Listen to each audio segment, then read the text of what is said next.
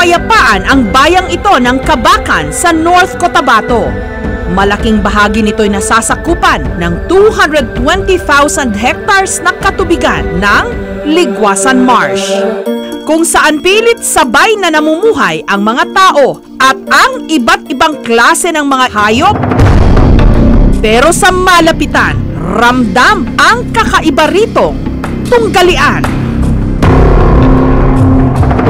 Ang labanan sa teritoryo sa pagitan ng buwaya at tao.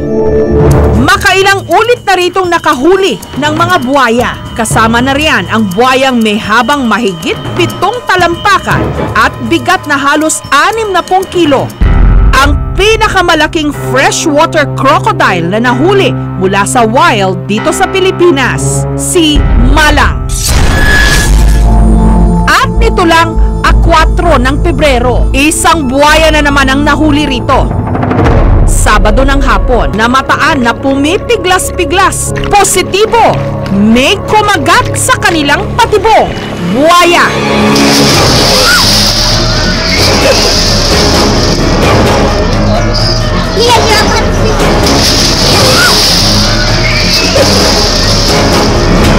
Dahil dito, dali-daling tinawag ng mga residente ang pinansagang kilabot ng mga buwaya sa barangay Cuyapon, ang 70 anyos na si Mamangkas o mas kilala bilang si Lolo Babay. Dali-dali raw kinuha ni Lolo Babay ang lubid para maitali ang buwaya. At laking gulat nila na wala pang ilang minuto, ang kanina lang nagwawalang buwaya, aba, bigla-biglang umamo. Yung kaalaman ni Bapa sa panguhuli ng buwaya, hindi siguro pangkaraniwan yun. Nung siya nang nagsabi na, sige, alis kayo dyan, kaya ako naman ang manghuli, dalawa lang sila nung anak niya.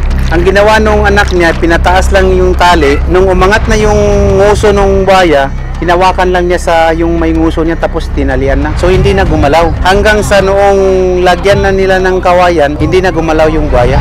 Diyan lang po siya. Tapos yung pagkakatali po, parang dito lang sa biwang niya at saka yung dito lang sa katawan niya.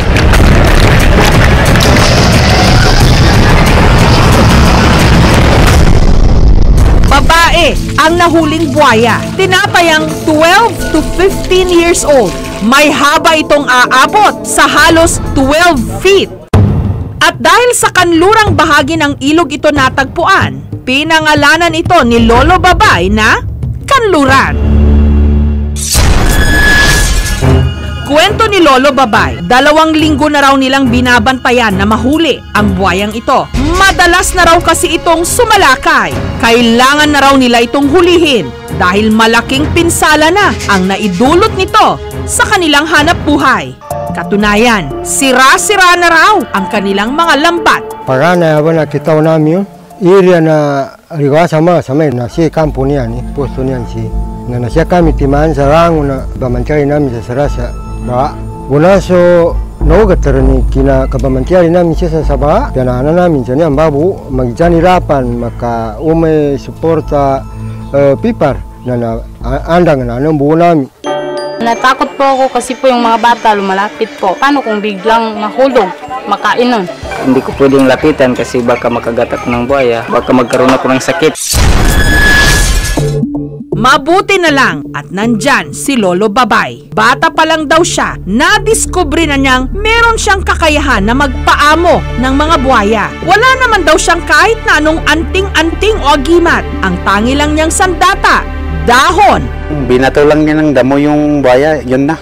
Parang hindi na gumalaw. Sa edad na 70 anyos, sing dami ng edad ni Lolo Babay, ang dami na rin daw ng buwaya na kanyang nahuli at napaamo.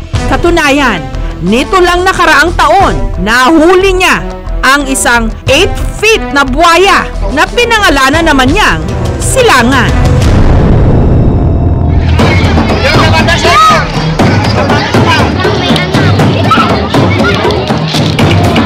Samantala, pagkahuli kay Kanluran, agad itong itinurn over sa Municipal Environment and Natural Resources Office o MENRO. Gusto niya maalagaan talaga. Kasi ang rason lang niya, hinuli kasi may kung doon sa hanap buhay nila. Kaya kung walang masira doon sa kanila, hindi man nila pakialaman. Pero dahil wala raw kakayahan ng Menro na alagaan ang ganito kalaking buwaya, ipinasa nila ito sa 602nd Brigade ng Philippine Army sa Carmen, North Cotabato. Sa ngayon, kulang ng facilities itong DENR. Wala silang paglalagyan. At saka ang isa pa niyan, ang isang malaking kinoconsider pag buhaya kasi is ano ipapakain mo. Pareho na ngayong nasa pangangalaga ng Army, sina Kanluran at Silangan. Ito yung first time na kung saan documented na talaga itong Philippine crocodile at yung saltwater crocodile na tawag nila or itong Indo-Pacific crocodile ay sympatric siya o nakikita siya sa isang lugar. Dinidinayan nila na nakikita ito sa isang lugar. Pero itong dito sa Ligawasan ay nakita po natin sila. Itong latest lang na nakuha nila ay hindi po yan Philippine crocodile, kundi siya ay saltwater crocodile. Sa ngayon, wala raw plano na ibalik sina Kanluran at Silangan sa kanilang natural habitat. Kasi nga po may batas tayo. Hindi naman po talaga sila huhulihin kasi nga hindi sila dapat huhulihin. Yun nga lang, may nasira. Although nasa batas din natin na pag nanghuli, hindi naman yung punishable by the law. So parang pag pinatay mo talaga yung buhaya, doon parang may punishment kasi andun yun sa batas natin. Pero hinuli siya kasi may nasira po siya. And andito naman siya sa magandang custody, andito siya sa magandang kulungan, mas mapapakain din siya. Samantala, paalala nila sa mga tiga-barangay Kuyapon, kapag nakahuli ng buhaya, huwag magbakasakali. Pag nakakita kayo ng buhaya, takbo na. Lumayo na kayo sa buhaya na yun dahil kailangan ng expert para gagawin yan. Babala nila, mariing ipinagbabawal ng batas ang panghuhuli at pagpatay sa mga buhaya. Tumaas na yung level ng awareness ng mga kabakenyos na pag may nakikita silang ganyan, hindi nila agad-agad papatayin kasi nga aware sila sa batas na bawal nga yun. Kailangang hulihin at i-turn over sa amin at sa tamang process. Sa tunggalian sa pagitan ng tao at buhaya, meron nga bang maituturing na bida o kontrabida? Sa teritoryong pareho nilang inaangkin, sino ang dapat magbigay? Sino ang mas may karapatan? Thank you for watching mga kapuso. Kung nagustuhan niyo po ang videong ito, subscribe na sa GMA Public Affairs YouTube channel. And don't forget to hit the bell button for our latest updates.